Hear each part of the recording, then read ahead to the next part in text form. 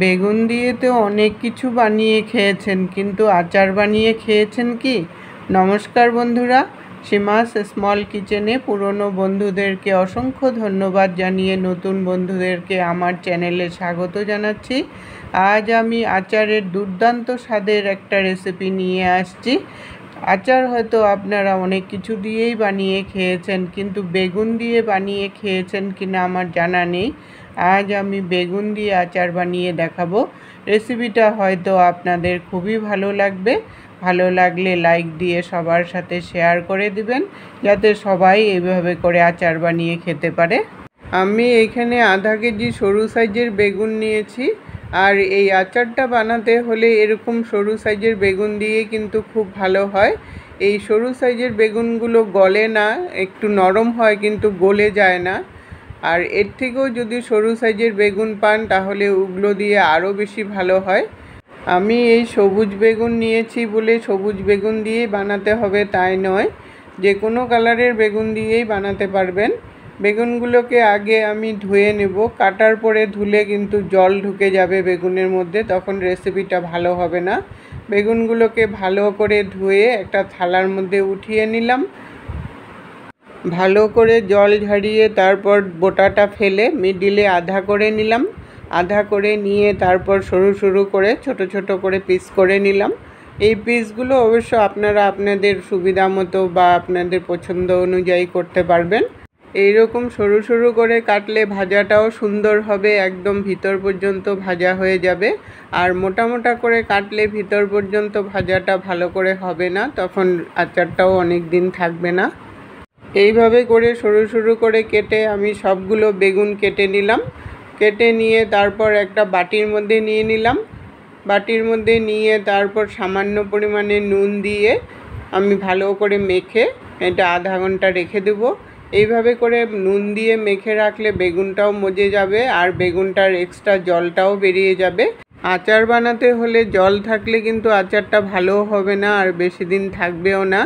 এদিকে এটা মাখা থাকতে থাকতে আমি এদিকে আচারটার জন্য একটা মশলা রেডি করে নেব। একটা ফ্রাই প্যান বসিয়ে 4টা শুকনো লঙ্কা দিয়ে দিলাম। আচারের মশলা বানানোর সময় আগে শুকনো লঙ্কাটাকে একটু সময় ভাজা করে নিতে হয়, তাহলে ফ্লেভারটা খুব ভালো হয়। সব মশলার সাথেই যদি শুকনো লঙ্কাটা দেওয়া হয় তাহলে শুকনো লঙ্কাটা ভাজা হতে হতে অন্য মশলাগুলো পুড়েই যাবে। আমি প্রায় 2 মিনিটের মতো শুকনো লঙ্কাটাকে একটু মিডিয়াম আঁচে রেখে ভাজা করে নিলাম। তারপর এটার মধ্যে 1 চামচ জিরা দিয়ে দিলাম, আর 1 চামচ ধনে দিয়ে দিলাম, আর 1.5 চামচ মৌরি দিয়ে দিলাম। মৌরিটা একটু বেশি দিবেন, তাহলে ফ্লেভারটা খুব ভালো হবে। আর 1/4 টিস্পুন মেথি দিয়ে দিলাম। মেথি দিলেও ফ্লেভার খুব ভালো হয়। এখন শুকনো লঙ্কার সাথে সব মশলাগুলো প্রায় 2 থেকে 3 মিনিটের মতো মিডিয়াম আঁচে রেখে একটু ভাজা করব। যতক্ষণ না একটা ভাজার গন্ধ চলে আসে আর হালকা ব্রাউন কালার চলে আসে ততক্ষণ পর্যন্ত ভাজা করে নেব। ভাজাটা হয়ে গেছে, হালকা ব্রাউন কালারও চলে আসছে, সুন্দর একটা গন্ধ বেরিয়ে গেছে। নামিয়ে ঠান্ডা করে মিক্সিতে গুঁড়ো করে নেব। এদিকে আচারের টকের জন্য আমি তেঁতুল নিয়েছি।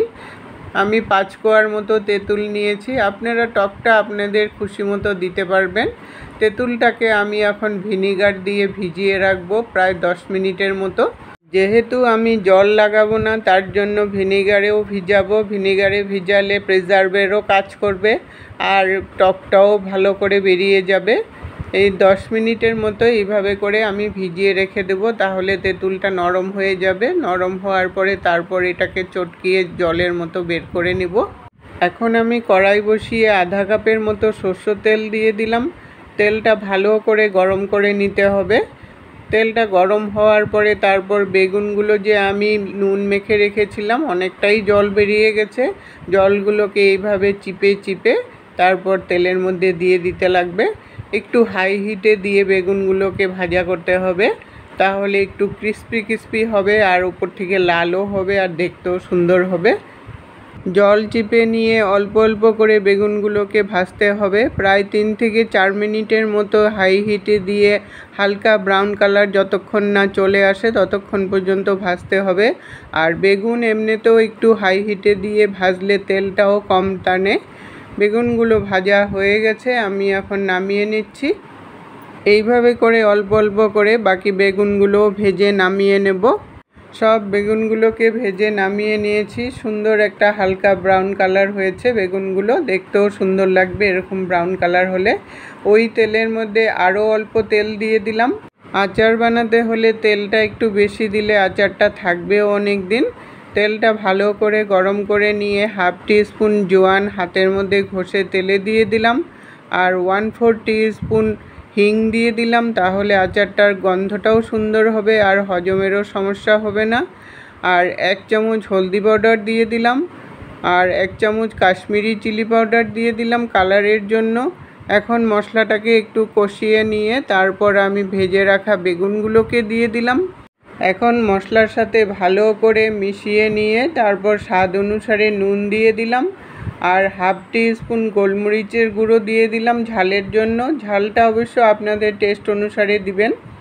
এখন সব মশলার সাথে ভালো করে মিশাতে হবে, মিডিয়াম আঁচে রেখেই কিন্তু এটা করতে হবে। মিশিয়ে নিয়ে তারপর তেঁতুলটা ভিজিয়ে রেখেছিলাম যে, ওটা ভালোভাবে কচলিয়ে নিয়ে পাল্পগুলো ফেলে তারপর জলটাকে দিয়ে দিলাম। ভিনিগারটা আর তেঁতুলগুলা জলটা ভালোভাবে মিশিয়ে নিয়ে 2 মিনিটের মতো ফুটাতে হবে। 2 মিনিটের মতো ফুটালেই ভিতরে টকটা ঢুকে যাবে। তারপর স্বাদ অনুসারে মিষ্টি দিয়ে দিলাম। মিষ্টিটা অবশ্য আপনাদের টেস্ট অনুসারে দিতে পারবেন, যেই যেমন মিষ্টি খান। মিষ্টিটা দিয়েও ভালোভাবে 2 মিনিটের মতো আবার মিশিয়ে নিয়ে ফুটিয়ে নিতে লাগবে। মিষ্টিটা দিয়ে 2 মিনিটের মতো ফুটিয়ে নিয়ে তারপর ভেজে রাখা ভাজা গুঁড়ো মশলা 2 চামচ দিয়ে দিলাম। আমি সবটা মশলা দিইনি, এইভাবে করে ভেজে আপনারা রেখে দিতে পারবেন, সব কিছুর মধ্যে অল্প অল্প করে ইউজ করতে পারবেন। মশলাটা দিয়ে ভালো করে মিশিয়ে নিয়ে নামিয়ে নিলাম। মশলাটা দেওয়ার পর কিন্তু আর ফুটাবেন না, তাহলে ফ্লেভারটা চলে যাবে। এটা রুটি, পরোটা সব কিছুর সাথেই কিন্তু খুব ভালো লাগে। আজকের টিপস, আচার অনেক দিন ভালো রাখতে হলে আচারে হাত লাগাবেন না। এতক্ষণ সঙ্গে থেকে বহুমূল্য সময় দিয়ে ভিডিওটা দেখার জন্য অসংখ্য ধন্যবাদ বন্ধুরা। আবার দেখা হবে নতুন রেসিপির সাথে। সুস্থ থাকুন, ভালো থাকুন।